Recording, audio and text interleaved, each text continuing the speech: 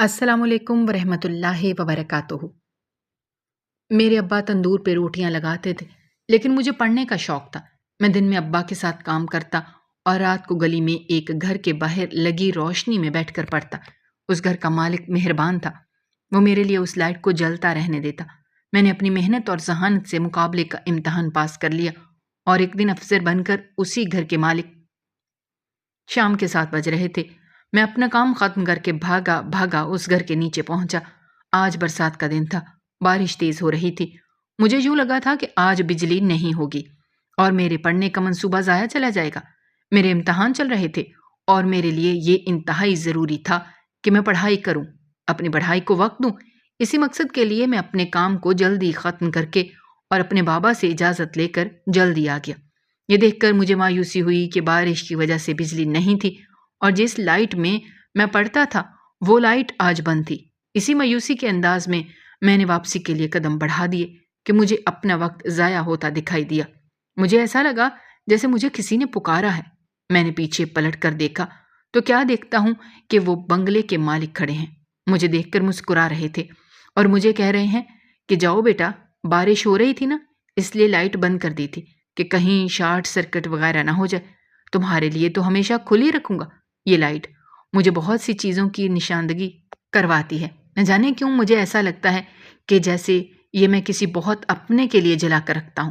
ان کی باتیں سن کر میرے اندر ایک جوش بھر جاتا اور میں پہلے سے زیادہ محنت اور لگن سے پڑھائی کرنے اور پڑھائی کی طرف توجہ دینے پر مرکوز ہو جاتا۔ میں نے ان سے کہا کہ آپ کا بہت زیادہ شکریہ۔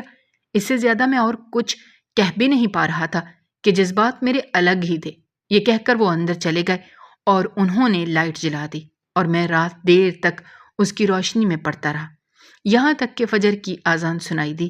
فجر کی نماز ادا کرنے کے بعد میں اپنے گھر روانہ ہو گیا۔ ناشتہ کرنے کے بعد اپنی امتحان گاہ کی طرف چل دیا۔ میرا امتحان بہت اچھا گیا کہ میں نے رات دیر تک پڑھائی کی تھی اور میرے دل سے اس بنگلے کے مالک کے لیے بے تحاشا دعائیں نکلیں کہ انہوں نے ایسے وقت میں میری مدد کی جب میں بالکل بے یار و مددگار ہو گیا تھا۔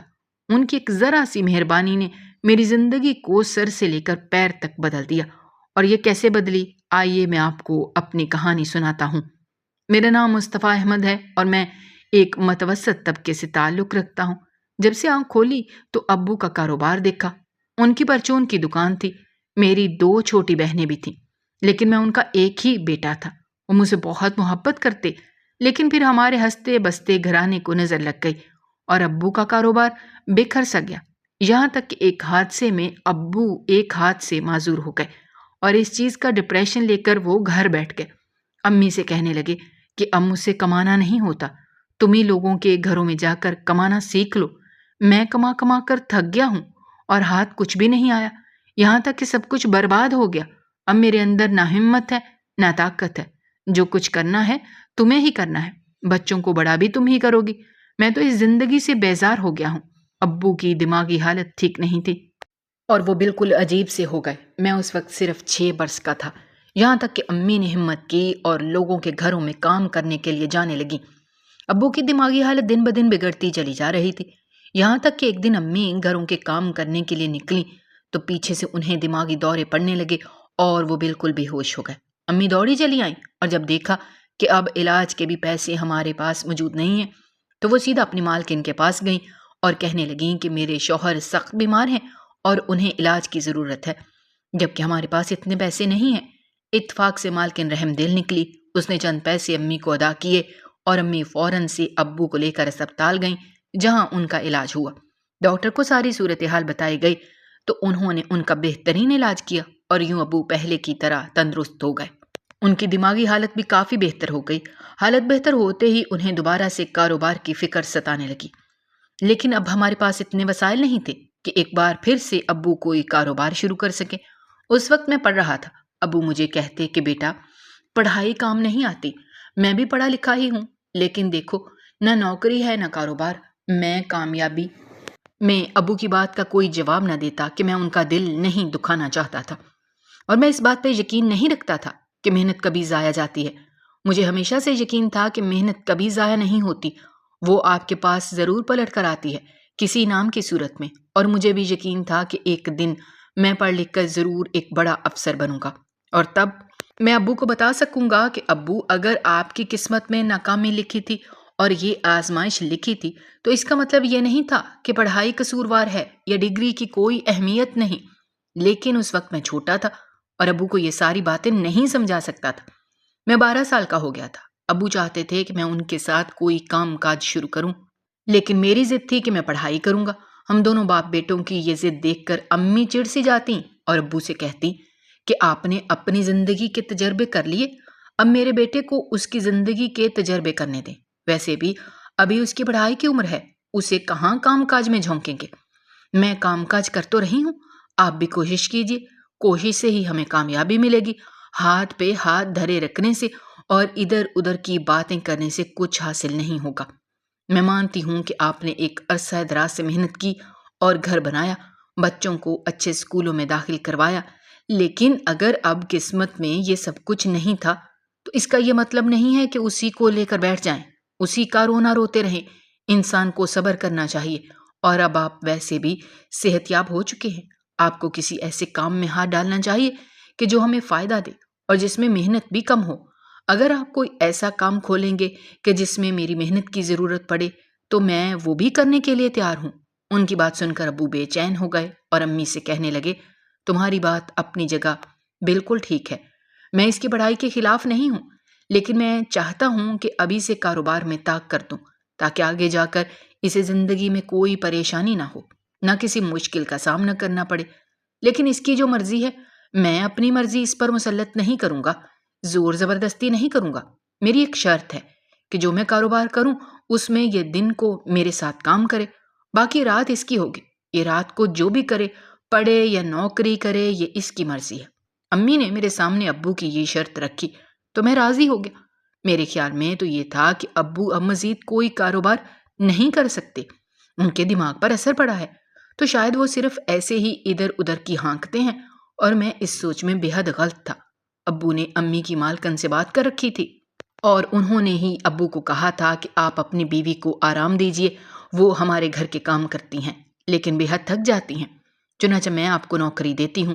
دراصل ہم نے سوچا ہے کہ اس علاقے میں جہاں آس پاس کوئی تندور نہیں ہے، ہم تندور کھولنا چاہتے ہیں۔ آپ کا کام یہ ہوگا کہ آپ کو اس تندور میں روٹیاں لگانی ہوں گی، چاہے تو آپ اپنے تمام گھر والوں کو ملا لیجیے، پورے دن کا کمیشن ہوگا، اس حساب سے آپ کی آمدنی ہوگی۔ ابو نے ان کی بات پر غور کیا تو انہیں اس میں فائدہ نظر آیا، چنانچہ انہوں نے حامی بھر لی، اور یوں امی کو گھر میں کام کرنے سے نجات مل گئی اور ابو تندور میں روٹیاں لگایا کرتے۔ پہلے امی ان کی مدد کیا کرتی تھیں، لیکن پھر مالکن نے آٹا گوندنے اور روٹیاں بنانے کے لیے 2 لڑکے فراہم کر دیے۔ اتفاق سے تندور چل نکلا اور بہت زیادہ رش بڑھنے لگا، تو ابو نے مجھے بھی کہا کہ تم اب اپنی پڑھائی چھوڑ کر اس کام میں لگ جاؤ، اس میں منافع بہت ہے، لوگ دور دور سے یہاں آتے ہیں کیونکہ آس پاس دور دور تک کوئی تندور والا نہیں ہے۔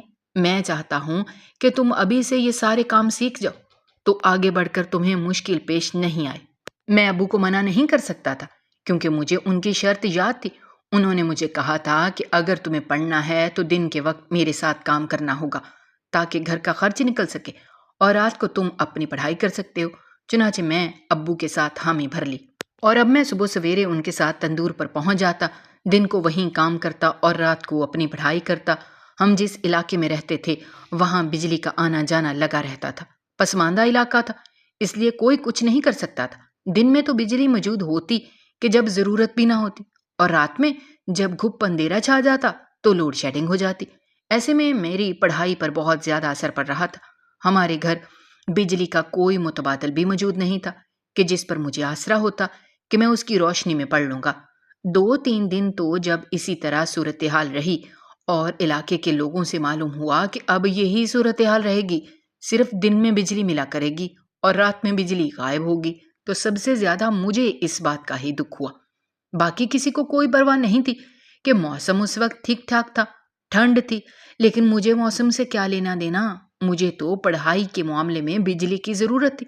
ساری رات تو ٹارچ لائٹ بھی ساتھ نہیں دیتی، یہاں تک کہ میں ایک دن مایوس ہو کر ہمارے علاقے سے کافی دور ایک اچھے اور مہنگے علاقے کی طرف نکل آیا۔ اس وقت ہماری بجلی گئی ہوئی تھی اور میں بہت زیادہ دل برداشتہ ہو کر اتنی دور پیدل ہی نکل آیا۔ یہاں تک کہ میری نظر ایک بنگلے پر پڑی۔ اس کے باہر روشنیاں جل رہی تھیں۔ میرے ہاتھ میں اس وقت کتابیں تھیں۔ اندھا کیا چاہے تو آنکھیں۔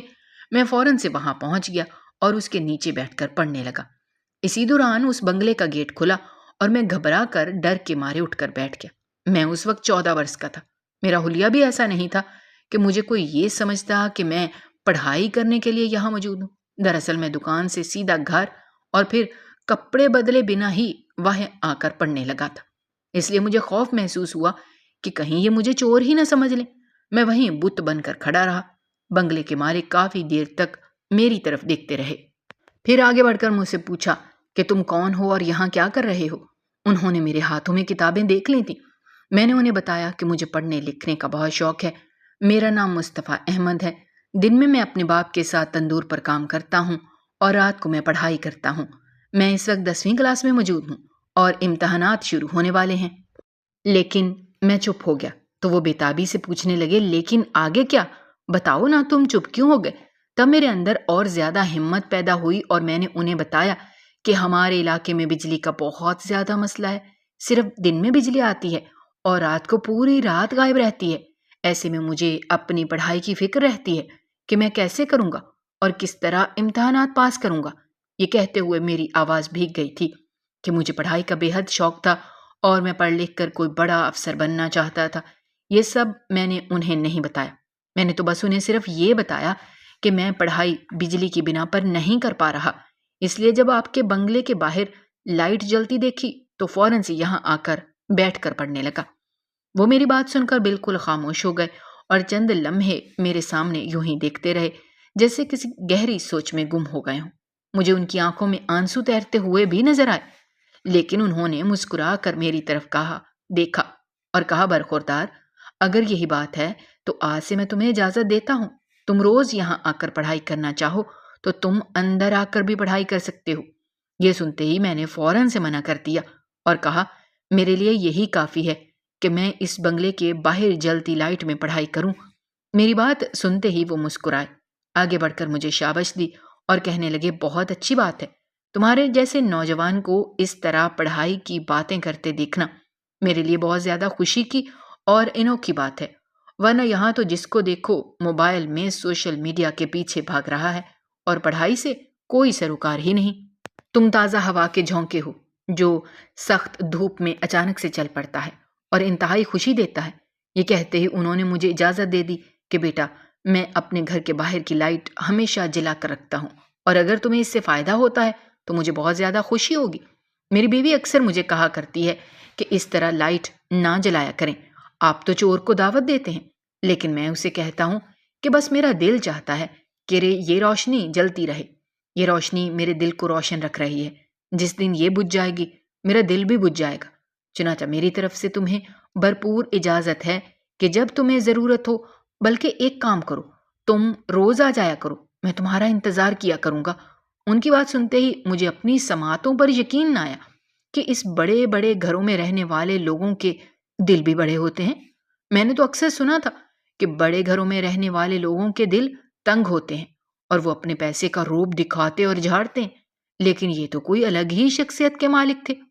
میں ان کا بے حد شکر گزار ہوں اور اب یہ میرا معمول بن گیا کہ میں دن میں ابا کے ساتھ تندور پر روٹیاں لگاتا اور پھر رات ہوتے ہی میں یہاں چلا آتا۔ یہ لائٹ ہمیشہ میرے لیے کھلی رہتی، یہاں تک کہ مجھے ایسا لگتا ہے جیسے بنگلے کے مالک میرا انتظار کر رہے ہیں، اور جیسے ہی میں وہاں پہنچتا تو کھڑکی سے پردہ ہٹنے کی آواز آتی اور میں سر ہٹا کر دیکھتا تو یہ دیکھ کر حیران رہ جاتا کہ وہ وہیں کھڑے ہو کر میرا انتظار کر رہے ہوتے اور میرے آنے کے بعد پردے برابر کر کے اندر چلے جاتے۔ کس قدر نرم دل انسان تھے! میں نے اپنی زندگی میں اس قدر نرم دل انسان نہیں دیکھا تھا جو دوسروں پر اس قدر مہربان تھا، اور اسے یہ فکر بھی نہ تھی کہ ساری رات اس طرح لائٹ جلتی کی وجہ سے جو بل آئے گا وہ تو الگ، لیکن جو چور کو دعوت ملنے والی ہے اس کا بھی کوئی ڈر نہ تھا۔ میں نے جب ان سے یہ بات کہی تو وہ مجھے کہتے، بیٹا، اللہ کی مدد جب شامل ہو تو انسان کو کسی سے نہیں ڈرنا چاہیے۔ ویسے بھی میں ایک نیکی کا کام کر رہا ہوں، تو یہ کیسے ہو سکتا ہے کہ نیکی کا کام کرواتے ہوئے اللہ تعالیٰ میرے ساتھ کوئی ایسا حادثہ بھی کرے؟ مجھے اپنے رب پر پورا یقین ہے وہ ہم پر ہماری سوچ سے بھی زیادہ مہربان ہے، وہ ایسا کبھی نہیں ہونے دے گا۔ میں ان کے ایمان کو دیکھ کر حیران رہ گیا اور ان سے وعدہ کیا کہ انکل، آپ نے میری مدد کرنے کو کہا ہے، میں آپ کو مایوس نہیں کروں گا اور آپ کا نیکی کا احسان کبھی نہیں چکا سکوں گا۔ میری بات سن کر وہ مسکرا کر اندر چلے گئے اور میں پڑھائی کرنے لگا۔ اب یہ میرا روز کا معمول بن گیا کہ میں وہاں آ کر پڑھائی کرتا، یہاں تک کہ میرے امتحانات مکمل ہو گئے۔ ابو مجھ سے کہنے لگے کہ اب تمہارے امتحان مکمل ہو گئے ہیں، تم کہاں جاتے ہو؟ کام پر زیادہ دھیان دو، پڑھائی تو چلتی رہے گی۔ میں نے انہیں کہا، ابو، میں محنت کرنا چاہتا ہوں، آگے بڑھنا چاہتا ہوں، میں دن کو آپ کے ساتھ کام کرتا ہوں، چنانچہ آپ نے مجھ سے وعدہ کیا تھا کہ رات تمہاری ہوگی اور میں تمہیں منع نہیں کروں گا۔ وہ میری بات سن کر مسکرا دیے اور آگے بڑھ کر مجھے کہنے لگے، مجھے تم پر پورا بھروسہ ہے۔ میں زندگی کے تجربات کی بنا پر کچھ تلخ ہو گیا تھا، لیکن میں تمہیں ایک بات بتاؤں، تمہاری اس طرح محنت اور لگن دیکھ کر ایک باپ ہونے کی حیثیت سے مجھے بہت زیادہ خوشی ہوتی ہے۔ ان کی بات سن کر پہلی بار میری آنکھوں میں آنسو آ گئے۔ میں ان کے گلے لگ گیا۔ انہوں نے کہنے لگا، بابا، آپ دیکھنا، ایک دن آپ کا سر میری وجہ سے فخر سے بلند ہوگا۔ انہوں نے مجھ سے کہا، بیٹا، میں اس دن کا شدت سے انتظار کروں گا، دعا کرنا کہ تمہارے بابا یہ دن دیکھنے کے لیے زندہ رہیں اور تمہاری کامیابی دیکھ کر خوش ہوتے رہیں۔ تب مجھے اس دن پہلی بار اندازہ ہوا کہ بابا صرف باہر سے سخت دکھائی دیتے ہیں، اندر سے وہ بالکل نرم ہیں، بس زمانے کی تلخیوں نے انہیں اس قدر کڑوا بنا دیا تھا، لیکن اندر سے وہ ویسے ہی نرم خو طبیعت کے انسان تھے۔ آخرکار انہوں نے مجھے کہہ دیا کہ وہ واقعی میں مجھے آگے بڑھتا دیکھنا چاہتے ہیں، اور ان کی اس بات نے میرے اندر توانائیاں بھر دی تھیں۔ مجھے ایسا لگتا تھا کہ اب مجھے کامیاب ہونے سے کوئی نہیں روک سکتا۔ بجلی کے مسئلے پر بات کرتے ہوئے میں نے انہیں بتا دیا تھا کہ ایک بنگلے کے مالک ہیں، وہ مجھے اپنے بنگلے کی لائٹ جلا کر پڑھنے کی اجازت دے رہے ہیں۔ یہ سن کر اور زیادہ خوش ہو گئے اور کہنے لگے، بیٹا، اب میں تمہیں منع نہیں کروں گا، تمہاری محنت اور لگن کو دیکھ کر مجھے لگتا ہے کہ ایک دن تم ضرور بڑے اور کامیاب انسان بنو گے۔ میں نے ابو سے کہا، ابو، اب میری پڑھائی کا وقت ہو گیا ہے، بجلی جانے والی ہے، اس لیے میں انہیں خدا حافظ کہہ کر وہاں چلا آیا۔ یہ میرا روز کا معمول بن گیا تھا، یہاں تک کہ پورے 4 سال تک میں اسی بنگلے کی لائٹ میں پڑھ کر امتحان دیتا رہا اور کامیاب ہوتا رہا۔ ہمارے علاقے کی بجلی کا مسئلہ بھی حل ہو گیا تھا، اس لیے اب مجھے وہاں جا کر لائٹ میں پڑھنے کی ضرورت نہیں رہی تھی۔ لیکن پورے 3 سال تک میں اسی بنگلے کے باہر اس مہربان انکل کی جلائی جانے والی لائٹ میں پڑھ کر کامیاب ہوتا رہا۔ میں انہیں کبھی نہیں بھول سکتا تھا، یہاں تک کہ میں نے آخری امتحان جو مقابلے کا دیا تھا اس میں بھی کامیاب ہو گیا۔ یہ میرے لیے سب سے بڑی خوشی کی خبر تھی اور میں پھولے نہیں سما رہا تھا۔ میرے والدین بھی میری طرف فخر سے دیکھ رہے تھے اور شکر ادا کر رہے تھے کہ اللہ تعالیٰ نے انہیں قابل بیٹا عطا کیا۔ لیکن میں اس کہانی کے مرکزی کردار کو کیسے بھول سکتا ہوں کہ میری جیت کے پیچھے انہی کی رحم دلی تھی، اور اگر وہ رحم دل نہ ہوتے تو آج میں کامیاب نہ ہوتا۔ یہ سوچتے ہی میں نے مٹھائی خریدی اور اس بنگلے کے مالک کے گھر کی طرف چل دیا۔ وہاں پہنچ کر میں نے دیکھا کہ سامان اندر داخل کیا جا رہا تھا، یعنی نئے لوگ رہنے آ گئے تھے۔ میں حیران رہ گیا اور فوراً سے آگے بڑھ کر پوچھا، یہاں جو پہلے انکل رہتے تھے وہ کہاں چلے گئے؟ تو انہوں نے لا علمی کا اظہار کیا اور کہا، ہم نے یہ گھر ایک بروکر کے ذریعے سے حاصل کیا ہے، لہٰذا ہمیں کچھ خاص معلومات نہیں ہے۔ اور میں بالکل مایوس ہو گیا۔ میری محنت اور کامیابی کے سب سے زیادہ حقدار وہی تھے۔ اگر وہ اپنے بنگلے کے باہر لائٹ جلا کر نہ رکھتے اور میں نہ پڑھتا تو آج یہ دن نہ دیکھ رہا ہوتا۔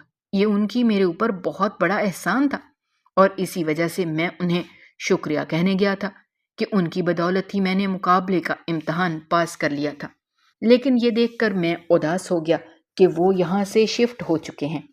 ویسے بھی 3-4 مہینوں سے میں وہاں نہیں گیا، اس لیے مجھے معلوم نہ ہو سکا۔ مقابلے کے امتحان کے بعد جب نتیجہ آنا تھا، اس دوران 4 مہینے کا عرصہ گزر چکا تھا، اور ان 4 مہینوں میں وہ لوگ کہیں اور رہنے چلے گئے۔ یہ خبر میرے لیے افسوسناک تھی۔ اب میں انہیں کہاں ڈھونڈتا اور کیسے ان کا شکریہ ادا کرتا؟ میں بے حد اداس ہو گیا اور گھر واپس آ گیا۔ زندگی کے جھمیلوں میں پڑھ کر اس بات کو میں بھول گیا۔ افسر بن کر اپنی ڈیوٹی انجام دینے لگا۔ یہاں یہ بات بتاتا چلوں کہ میں نے اپنے والدین کو ایک بہترین علاقے میں گھر لے کر دیا، بہنوں کی شادیاں کر دیں۔ اس بات کو 2 سال کا عرصہ ہو چکا تھا اور میں اپنے فرائض انجام دے رہا تھا۔ کبھی کبھی اکثر مجھے انکل کی یاد آ جاتی تو میں بے اختیار مسکرا دیتا اور اللہ سے دعا کرتا کہ یا اللہ زندگی میں ایک بار مجھے ان سے ضرور ملوائیے گا، کہ میں ان کا شکریہ ادا کرنا چاہتا ہوں اور وجہ پوچھنا چاہتا ہوں کہ آخر انہوں نے میری مدد کیوں کی تھی۔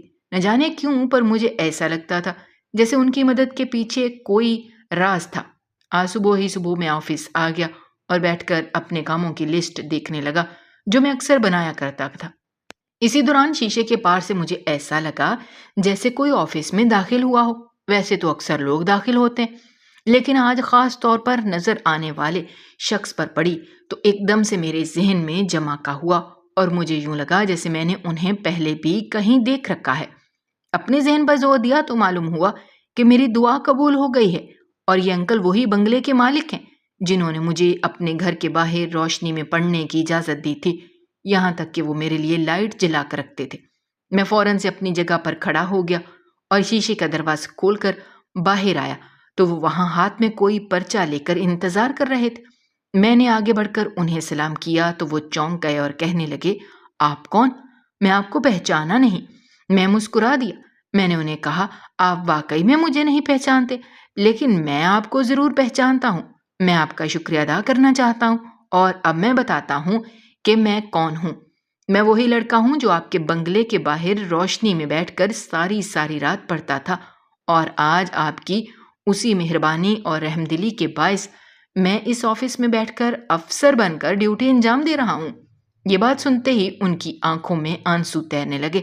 میں نے آگے بڑھ کر ان کے ہاتھ چوم لیے اور انہیں کہا کہ جب میرا مقابلے کے امتحان کا نتیجہ سامنے آیا اور مجھے معلوم ہوا کہ میں یہ امتحان پاس کر چکا ہوں تو میں فوراً سے مٹھائی خرید کر آپ کے گھر پر آیا تھا۔ مجھے پتا چلا کہ آپ کہیں اور شفٹ ہو گئے ہیں۔ انہوں نے مجھے مبارکباد دی اور کہنے لگے، بیٹا آج تم نے صحیح معنوں میں میرے دل کو سکون اور تمکنت بخشی ہے۔ مجھے تمہاری خوشی اور کامیابی کا سن کر اپنے اندر سکون سا اترتا ہوا محسوس ہوا ہے اور ایسا لگا ہے جیسے میری برسوں کی ریاضت کو جواب مل گیا ہو۔ انہیں اس طرح خوش دیکھ کر آخرکار میں نے ان سے وہ سوال کر ہی لیا جو میرے دل میں کافی عرصے سے پنپ رہا تھا۔ میں نے ان سے کہا، انکل آخر ایسی کیا وجہ تھی کہ آپ نے مجھے اپنے گھر کے باہر روشنی میں پڑھنے دیا اور مجھے بالکل بھی غلط نہ سمجھا؟ میرا سوال سن کر وہ چونک سے گئے اور بالکل اپنی جگہ جیسے جم گئے ہوں۔ انہوں نے کچھ دیر توقف کیا اور پھر مجھے کہنے لگے، بیٹا تمہیں دیکھ کر مجھے اپنے بیٹے کی یاد آتی تھی۔ میرا بیٹا جوان تھا، اسی طرح تمہاری طرح اسے محنت اور لگن کے ساتھ کامیابی حاصل کرنے کا جنون تھا، لیکن اس کی قسمت میں یہ سب کچھ نہیں تھا۔ یہاں تک کہ وہ مقابلے کا امتحان دینا چاہتا تھا اور اس نے دیا بھی، لیکن ہمارے یہاں کے سفارشی نظام نے اسے ناکام قرار دے دیا اور اس بات کا اس نے اتنا صدمہ لیا کہ اس نے خودکشی ہی کر لی۔ یہ سن کر میرے پیروں تلے سے زمین نکل گئی اور میرے آنسو بہنے لگے۔ انہوں نے مجھے بتایا کہ وہ بھی اکثر اسی طرح باہر کی روشنی میں بیٹھ کر پڑھا کرتا اور مجھ سے کھڑکی میں بیٹھ کر باتیں کیا کرتا تو مجھے بہت اچھا لگتا۔ جب تم نے پہلی بار مجھ سے اجازت مانگی تو بے ساختہ مجھے اپنا بیٹا یاد آ گیا اور تم نے محنت اور لگن کی باتیں کی تو میں نے سوچ لیا کہ میں تم پر اسی طرح رحم دلی کا مظاہرہ کروں گا۔ کیا پتا میرا بیٹا نہ صحیح تم ہی اس امتحان میں کامیاب ہو جاؤ۔ تمہارے اندر مجھے اپنا بیٹا دکھائی دیتا تھا، یہاں تک کہ جب 3-4 مہینے امتحانات کے بعد تم واپس نہ آئے تو میرا دل بھی بے چین ہو گیا اور میں نے تمام لوگوں سے تمہارے بارے میں پوچھا، لیکن یہاں کسی کو کچھ معلوم نہیں تھا، اس لیے پھر مجھے مجبوراً اپنا گھر چھوڑ کر جانا پڑا۔ ان کی باتیں سن کر مجھ پر یہ انکشاف ہوا کہ ان کے بیٹے نے خودکشی کر لی تھی، اس لیے وہ اس قدر اداس رہتے تھے، اور جب انہوں نے مجھے دیکھا تھا تو انہوں نے میرے اندر اپنے بیٹے کا عکس پایا، اسی لیے انہوں نے مجھے پڑھنے کی اجازت دے دی۔ انہوں نے مجھے یہ بھی بتایا کہ جب میں پڑھا کرتا تھا تو وہ اکثر میرے چہرے کو تکا کرتے تھے، اس سے ان کے دل کو سکون ملتا، ورنہ جس طرح ان کے بیٹے نے امتحان میں کامیابی پر خودکشی کی وہ ایک ناقابل یقین لمحہ تھا۔ انہوں نے مجھے آگے بڑھ کر گلے لگایا اور مجھے مبارکباد دی اور کہا کہ آج میرے دل کو سکون مل گیا۔ جس دن تم وہاں پڑھنے کی اجازت مانگنے آئے تھے میرے دل نے اسی وقت تمہیں اپنا بیٹا مان لیا تھا، اور آج مجھے فخر ہو رہا ہے کہ تم نے اس قدر اچھا مقام حاصل کر لیا ہے۔ بس تم یہ یقینی بنانا کہ کبھی بھی سفارشی نظام کے تحت کوئی کام نہ ہونے پائے، ورنہ میرے بیٹے کی طرح اور بھی بہت سے لوگ خودکشی کرنے پر مجبور ہو جائیں گے۔ میں نے انہیں یقین دلایا کہ میں ایسا ہی کروں گا، اسی سفارشی نظام کو ختم کر دوں گا جس نے ان کے بیٹے کی جان لے لی۔ وہ وہاں اپنے کام سے آئے تھے، ان کا کام ختم ہوا تو جانے سے پہلے بھی وہ مجھ سے ملنے کے لیے آئے، اور میں نے انہیں انتہائی عزت و احترام کے ساتھ رخصت کیا۔ وہ ایک ایسے شخص تھے جنہوں نے میرے دل میں جگہ بنا لی۔ میں نے ان سے ان کے گھر کا پتہ بھی لے لیا۔ اب میں ہفتے میں ایک بار ان سے ضرور ملنے جاتا ہوں تاکہ انہیں اپنے بیٹے کی کمی محسوس نہ ہو اور وہ اپنی باقی کی زندگی سکون سے گزار سکیں۔ ناظرین، ہماری آج کی یہ ویڈیو آپ کو کیسی لگی کمنٹ باکس میں اپنی رائے کا اظہار کرنا مت بھولیے گا، اور اگر آپ ہمارے چینل پر نئے ہیں تو چینل کو سبسکرائب کرنا بھی مت بھولیے گا۔ شکریہ۔ اللہ حافظ۔